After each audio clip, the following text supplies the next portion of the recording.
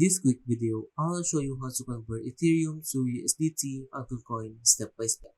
So the first step is to go to kucoin.com, then log in. Once you have logged in, go to trade here and click convert. Click here and choose your account.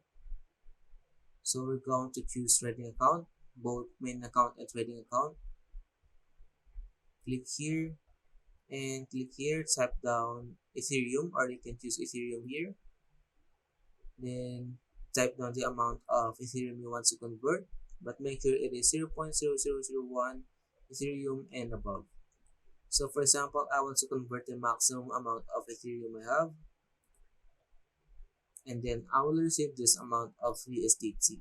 Click confirm, click here, and now you can see that I have received 2.5 USDT in my trading account.